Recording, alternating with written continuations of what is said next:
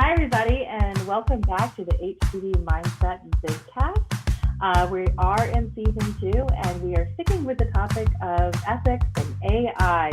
So some of you may have been able to participate in the discussion webinar that we had most recently.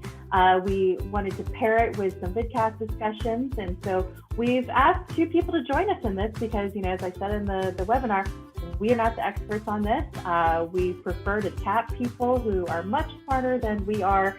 And so we have 2 special guests joining us, and I'll introduce them in just a minute. Before I do, I just want to give a little bit of a background. Again, thank you so much for joining us. As always, my name is Michelle Niedziela, VP of Research and Innovation at HCD, and joined as always by Kathryn. Kathryn. Hi, everyone. Kathryn Ambroze here. I'm the manager of Behavioral and Marketing Sciences with HCD. We're really excited about our guests we have today. We're going to be diving in a little bit into policy, a little bit about legality issues, and just ethics in general with AI. So it's going to be a great conversation. Before we get started with that, I'm going to let Michelle just share a bit about HCD. So welcome, and HCD is a market research provider.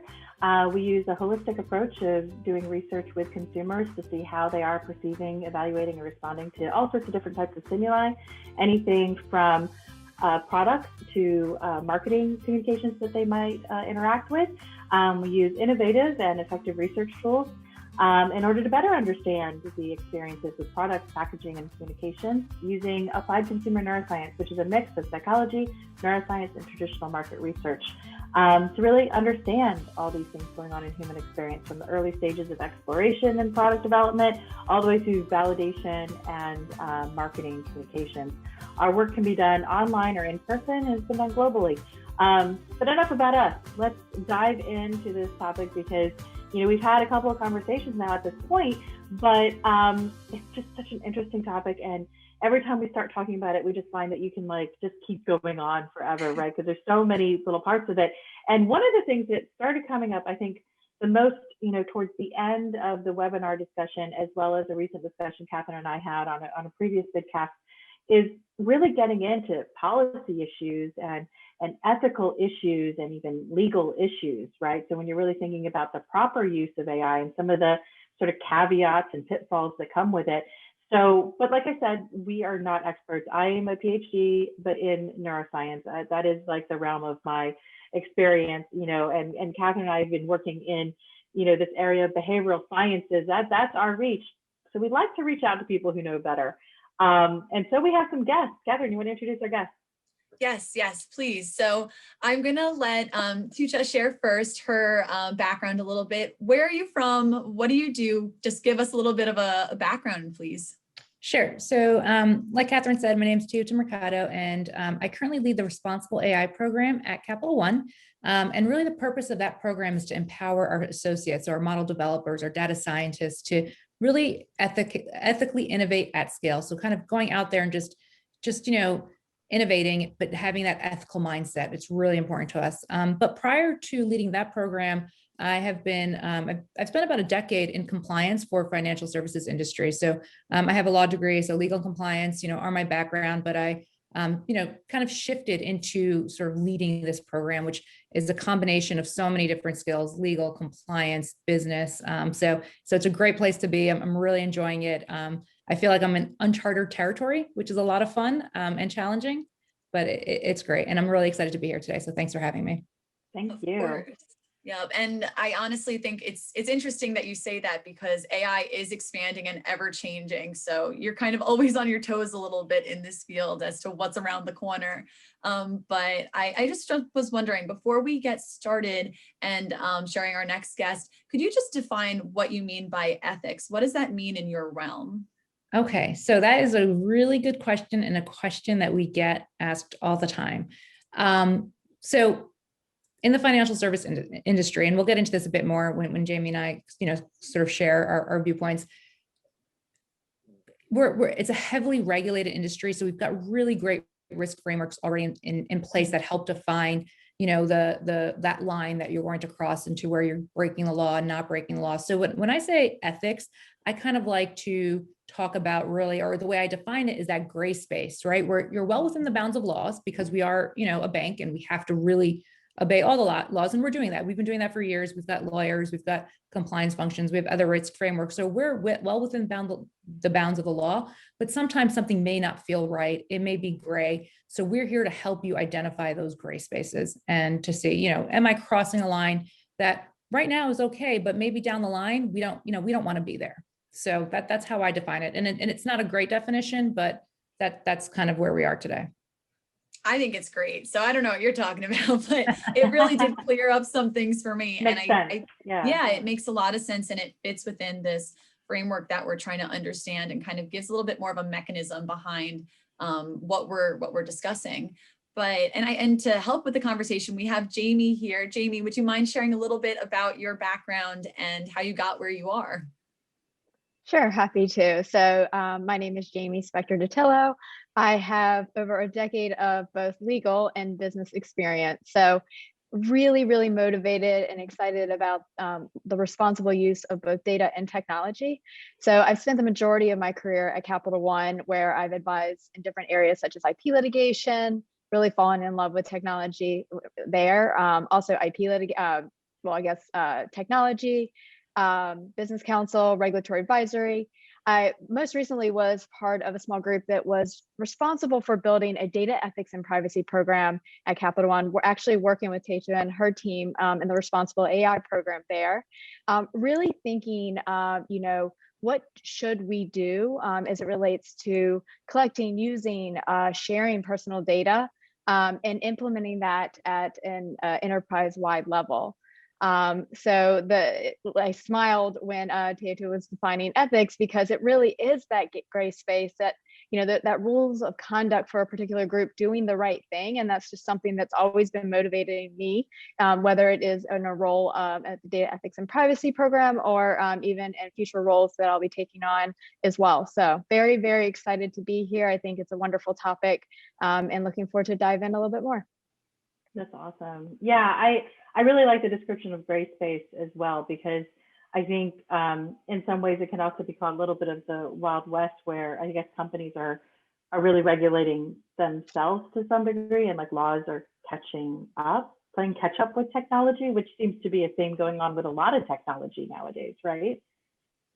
Yeah, exactly. So let's launch right into this discussion.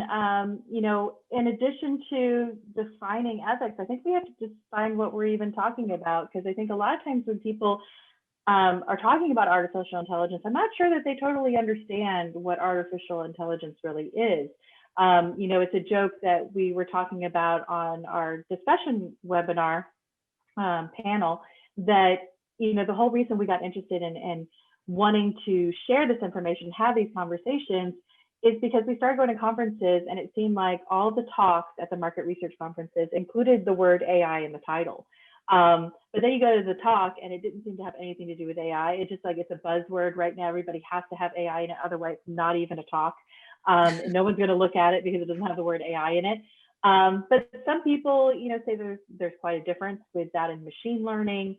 And some people argue that there isn't really a difference. It's just a terminology change. So maybe the first place to start off is definitions.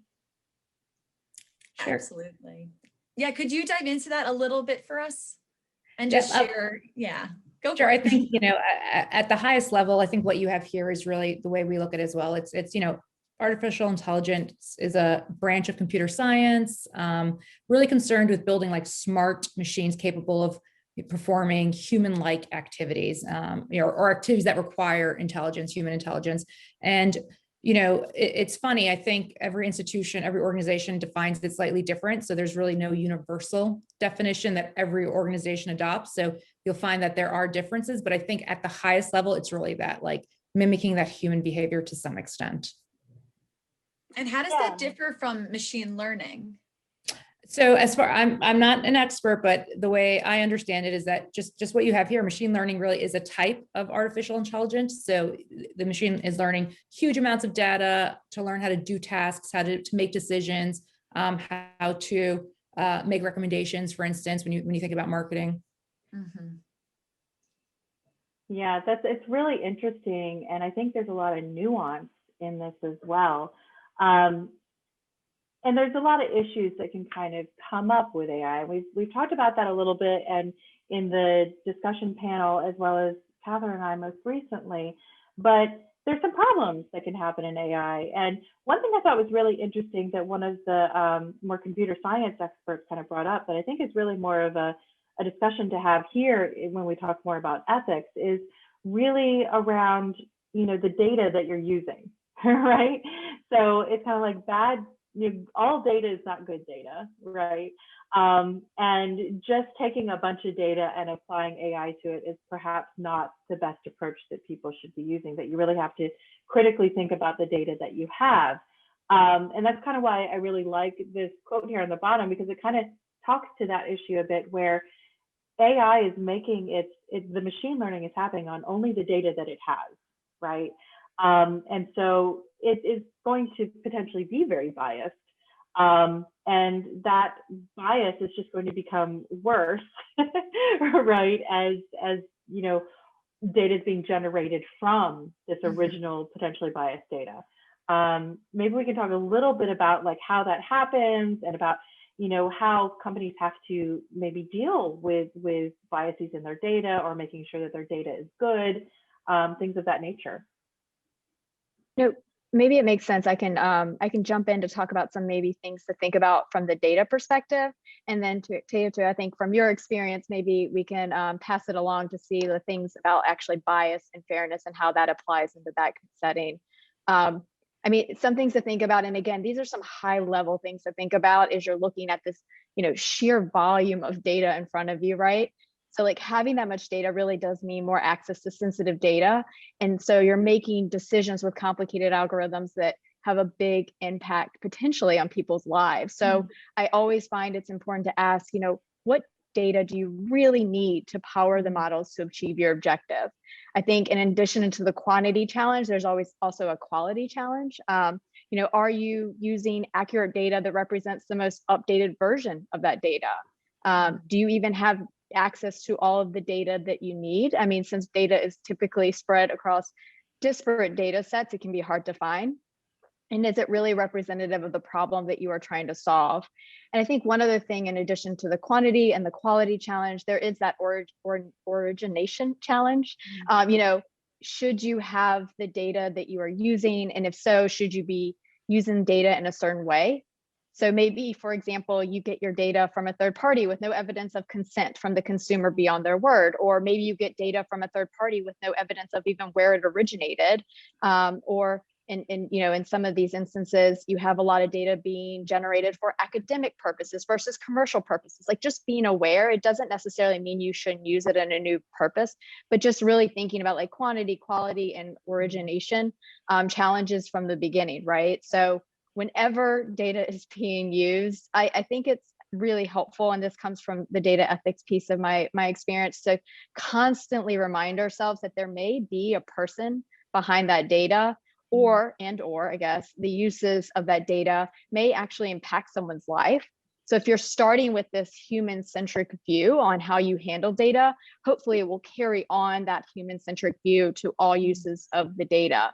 So that's just, I wanted to quickly touch on at least the data potential challenges. And I'm happy to pass the baton, Teuta, if you have anything else you want to add to that, or to the bias and fairness specifically. So I think just to add, I think that's such a, working with the data group within your organization is so key, because it really does begin with the data. If your data is biased, regardless of how unbiased you build that model to be, it's still making its decision based on biased data. So it's really important for model developers to have that really close relationships with the data holders, the data engineers within the organization, to have those open lines of communication, to understand what the data consists of to the extent possible, because sometimes there are limitations when it comes to really knowing what your data contains. And then third party risk that Jamie brought up is huge. Really, ensuring that you have the right third party relationships and the risk mitigation strategies there to ensure that the data you're receiving from that third party is as unbiased as possible. I really like this idea of humanizing. Because I feel like that's like a really important point here. It's here in the definition of artificial intelligence, but I think a lot of times when people think about machine learning data or artificial intelligence data, you start to remove the human part of it a bit. Like it gets a little further removed, but you're right. You really, in all the decisions you make, with the privacy and with the ethics and how are you going to use this data, realizing that it's a human on either side. Yeah, absolutely. And I think that does help to even build how it's being used. And I was hoping you both could touch on really where AI is being applied today and give maybe a couple examples of how this data is actually being used in a business setting, in, in website design, things like that. Jamie, Sure. I'll let you start if you want, or whoever. Sure, you can go ahead. Okay, I'll be quick and then pass it over to Jamie. So AI is everywhere. It's used in our everyday lives. I mean, you probably don't even realize when it's, it's being used or when you're engaging its use. But from a financial services perspective, because that's where I sit, it's used all the time by banks and it has been for a long time. So that's something that's really important, I think, for folks to understand that AI is not new. It's been around for a long time. In financial services, it's been used to detect fraud. It's chatbots, which we're all getting, I think, accustomed to. Use Bank of America, Capital One. They all have chatbots. Folks engage those probably every day now. Personalization, how recommendations are made to an individual, the types of services that they receive or ads. Credit underwriting is a classic use of AI. So from a financial services perspective, it's been around, for quite a bit. Great. Yeah, and I think one thing I would add. Oh, go ahead. Yeah, I was going to say, please compliment it. Go for it. Yeah, no, I've also been in the financial services institution kind of industry for a while. And I think one thing I'd add that's relevant to the financial services, but also even broader to anyone that wants to consider the use of AI is task automation. I saw something by the World Economic Forum that stated that AI has the potential to make organizations 40% more efficient by 2035. And that corresponds to an approximately $14 trillion in economic value. So, you can there's definitely other benefits, but I always like to highlight the efficiency piece because I think that those numbers are pretty impressive. And just think about how much we can accomplish, both in the business sense, but in other senses as well, if we have that efficiency. Some other things I'll throw out is hiring decisions. There's a lot of resumes being thrown around. And so there's candidate screening, there's recruiter chatbots in that instance. Also in your e-commerce. Another thing I recently heard was up to 1/3 of sales come from product recommendations, which is the AI, filtering out what they think you'd be more likely to buy, which is also incredible if you think about it. And the last two I'll quickly throw out there just because they're in the news a lot is our social media partners. You have the algorithms in the news feeds, you have photo tagging, you have ad targeting, and then the autonomous vehicle space where AI is interpreting data from a bunch of different sensors and acting accordingly or not in some cases, unfortunately. So, I mean, again, I echo what's been said so far. It is everywhere, but I do think that helping people understand these use cases, and I'm glad y'all asked about it, is really important to even understanding what it is, even if you're not in the technical sense of it. I think there's a lot of value that comes from that transparency. Absolutely. And there's something also to be said when tying both those things together about the first point that we discussed in terms of ethics and what you just shared about application is that it seems like in order to get a holistic understanding of what is actually occurring in any of these applications, having a diverse data set is always preferable because you're actually getting a better sense of what's happening with your, different people. So I think that recognizing that there is a bias to these systems is really important, but it can also help, motivate some change. Do you see that things have gotten better or are getting better as far as the bias is concerned? Because I know early on, say in some of the Google Analytics, they were talking about the bias or like the Twitter experiment they had with the Twitter bot that became horribly racist, right? And all the isms that came and developed. Do you see that improving? I do, and maybe I'm just hopeful, but I really do. I think, when I look at the folks that I know who are data scientists, they're really interested in this space. The young engineers that are coming, ethics and responsible AI is so important to them. So I really do feel like there's a whole generation that is really interested in making sure that they're ethically innovating and ethically using AI to have positive, outcomes. I don't think, I think perhaps in the past, maybe folks weren't as concerned or they were, but for whatever reason, it didn't come up. But I really do see such an interest in this space. I mean, you see all of the articles, you see the different, companies who do have responsible AI programs or principles. It's the interest is there. I think what the challenge is, though, is implementing or operationalizing on ethical principles, let's say. And we can talk a bit about how perhaps companies can do that. I think from both Jamie and I, we have perspectives on how that can be done. So there's an interest and there is a desire to ethically innovate. I think where the disconnect might be is how do you actually get it done? And that's a really good question because, and this came up in the discussion panel we had, that the EU has a new set of recommendations, right? And they are recommendations, it's not law, but similar to how they approach the GDPR with privacy issues on people having their data taken from them. The other side now for AI was saying, and this also included some behavioral economic approaches as well as nudging, where there's a statement that they put out that AI cannot be used to nudge people to their detriment. And I think the operational definitions are kind of the issue here, right? So the nudging part, sort of pushing people to do something, and the detriment part, which again, is just defining what it means detriment can mean. It's almost like too vague, right? And again, they're just recommendations. They're not, it's so loose. It's kind of say that it's any sort of law, but detriment can mean any number of things, right? So like we were even talking about it in terms of like, okay, if somebody uses AI to recommend a soda, right? Well, technically, soda has been found to have detrimental effects to health, right? So technically that is nudging someone to something to their detriment. But that seems like like when you think about it logically or just, casually, it's like, well, clearly that's not a bad thing. That shouldn't fit that, but it could, right? Anything without moderation could be detrimental if you take it too far, right? But Jamie, I was wondering, could you speak to that a little bit? Because I know you mentioned that you have some policy background, that maybe there's some tactful reasoning for using these vague terms or really trying to keep it loose right now, since there's so much kind of changing and evolving. Yeah, no, I think, and it is, and as Teuta said, we could talk about how to operationalize these kind of broad principles that are being discussed right now, because right now AI is largely principle based. Now there are some exceptions. You are seeing the FTC in the US kind of even come out forward and say, hey, by the way, if you're doing something in AI, be careful because it can violate even current AI rule. Well, I guess AI can violate current regulations that aren't necessarily the AI general regulations, at least in the title.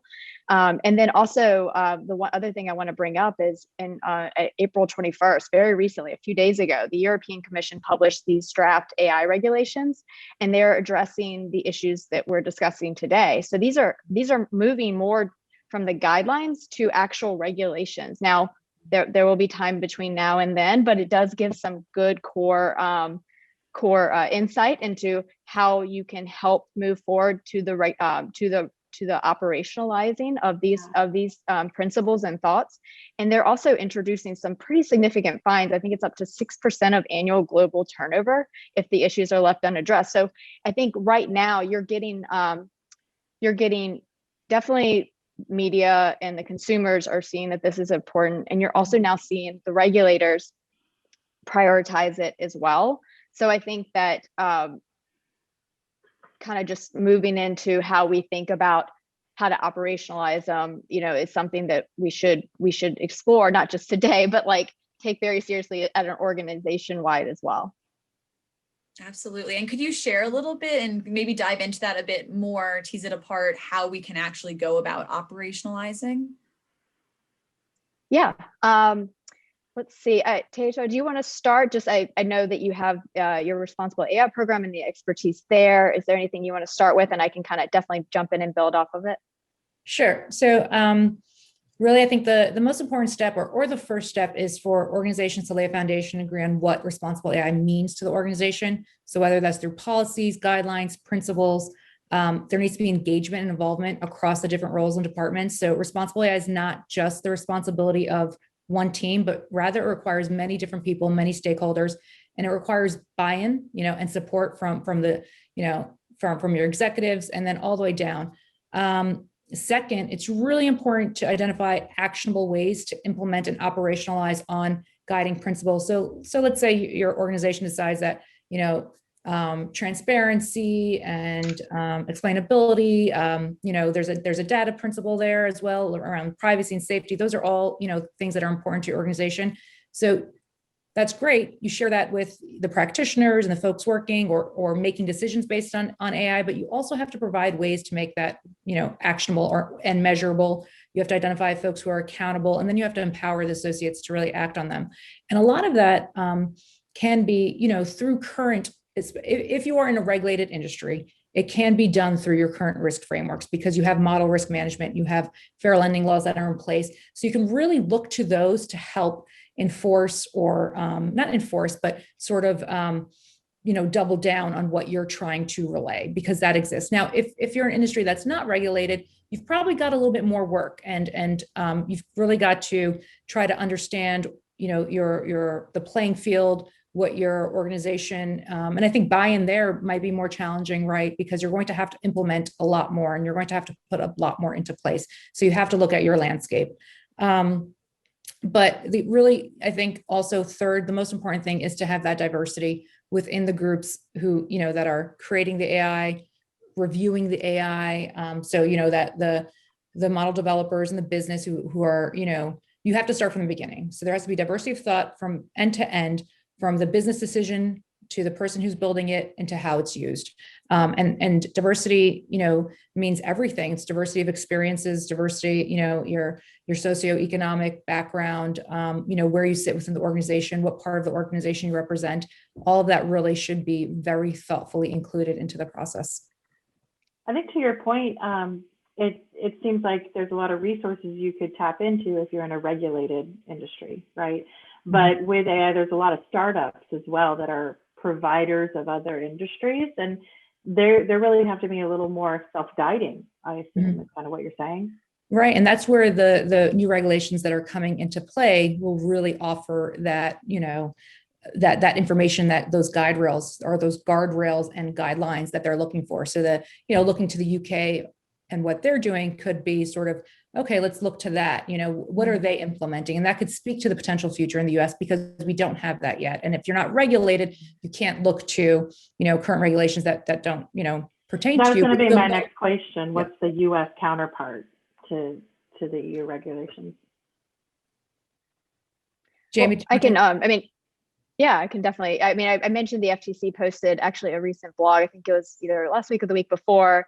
And it was, explicitly stated that biased AI systems may violate current US law. And so they're citing things like the FTC Act, which prohibits unfair and deceptive practices, the Fair Credit Reporting Act, and the Equal Credit Opportunity Act. And they're urging, and this is where it's actually helpful for them to have these voices. So the FTC and the EU regulations, like, even if you don't have that, risk management framework in place because you're not heavily regulated now, that this is coming, and they give a lot of clues, right? So the FTC, for example, urges businesses to do things like, test your algorithms for bias, base your systems on data sets that aren't missing key demographics, and also avoiding exaggerating what these systems could do. So it's just really a lot of good substance there that not only can it help you start or even bolster your current internal program, but it also helps you think about like what they're going to ask you if they do see you as a potential company or organization that they'd like to speak with. So it's definitely just really, really helpful. And I think someone made the point about, EU regulators have generally led the way in regulating emerging tech issues. The Gdpr, the General Data Protection Regulation, is an example with personal data. And so this proposal, the EU Commission's proposal shows another attempts by these officials in Brussels to establish those rules that will likely serve as a global model. And I say likely because I am looking at the GDPR, which regulates the data privacy world. And I think the last time I checked, there was over 140 countries with privacy regulations stemming from, the GDPR leading the way, and a lot of them basing it on what the EU did there. So just something to think about is a potential resource for how to think about building out your governance. There's a lot of great things in there, and both things that can help you think through it.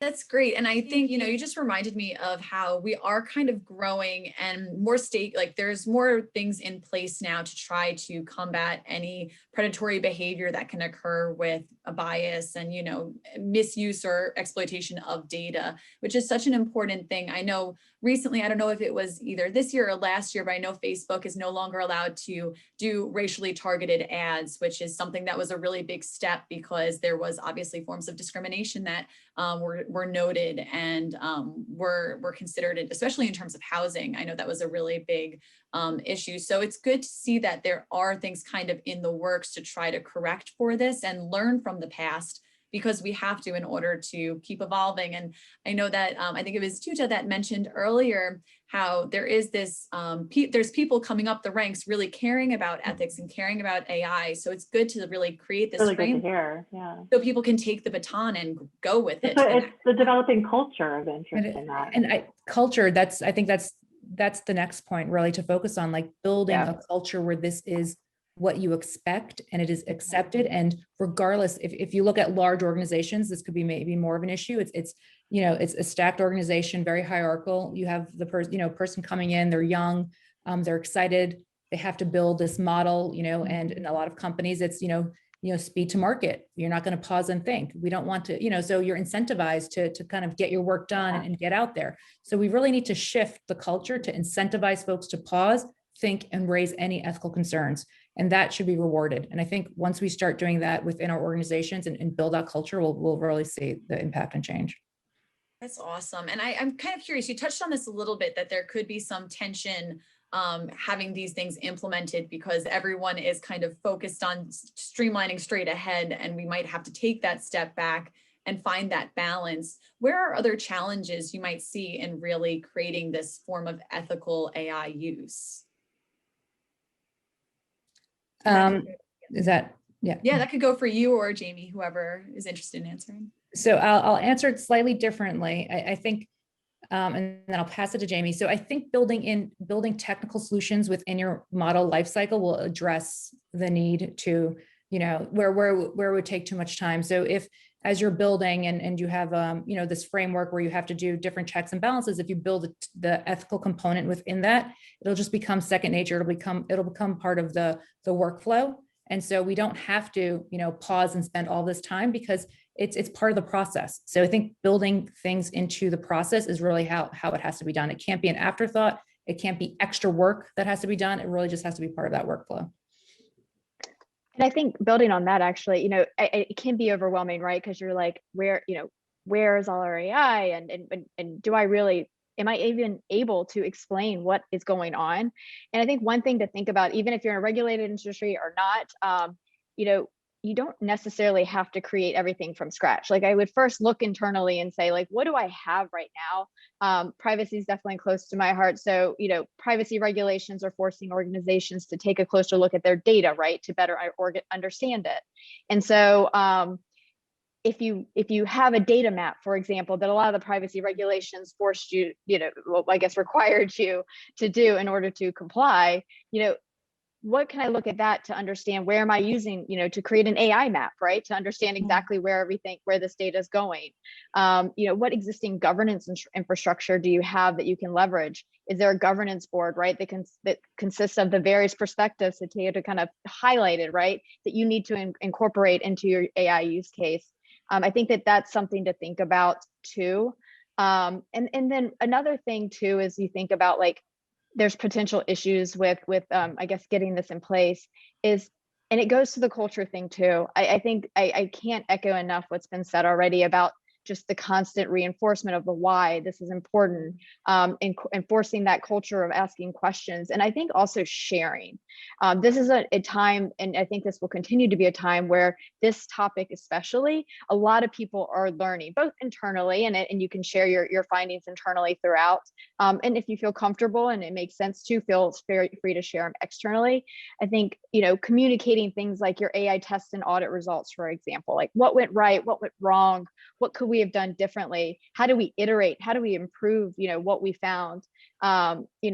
How are we explaining things? Like these are the things, the principles that are being operationalized internally that people are learning, that, embracing and that sharing, even if it's just limited to internally or externally, is something also to kind of keep in the back of mind of how can you help kind of continually build on your expertise and also your skill set as a result. Absolutely. I think you brought it really full circle where we need that framework to really referee and decide, what is appropriate, what we need to focus on, and really not finger point, but recognize that we can all learn from each other and have this open sense of communication. So that way we can keep improving and taking the next step and the next step to using this data correctly. Yeah, you guys, did a great job of explaining that. And it's important to recognize that we touched on this earlier, but the government will never be completely up to date with whatever tech is doing, because tech is always future facing and they're always on to the next best thing. But just kind of helping them along and helping the government and the policy to really be informed so that they can make these rules and put them in place is so crucial. I don't know if either of you would like to speak to that at all. Jamie, I know that you have that, background in policy. Maybe you could touch on it. I mean, I think that the one thing I'll kind of echo what you said and build upon is, it's so important to have government, industry. I mean, anywhere that there's people, process, or technology that's touching data, knowledgeable about AI, and I would include academia as well. I think there's a lot of good research that's going on in that space, and I think it's just constantly looking for avenues to share what you're learning, even if it's in the form of like talking on a webinar, right? Or going to conferences and meeting other professionals, just reaching out to people and learning what they're working on, I think is good. Also, depending on the size of your organization, you may have a government and affairs group that you can participate with and help learn what's going on in the policy area, but also how you can maybe influence it. And I don't mean that in a negative way at all, but mostly just to continue the learning. It's going through awareness and that culture thing again, because now I think there's also external data groups, right? So I think there's like ethics meetups. I know in Philadelphia, there's a data science group, and they talk about a lot of these issues. And there's quite a few of these specifically around AI and ethical concerns, right? Yeah, exactly.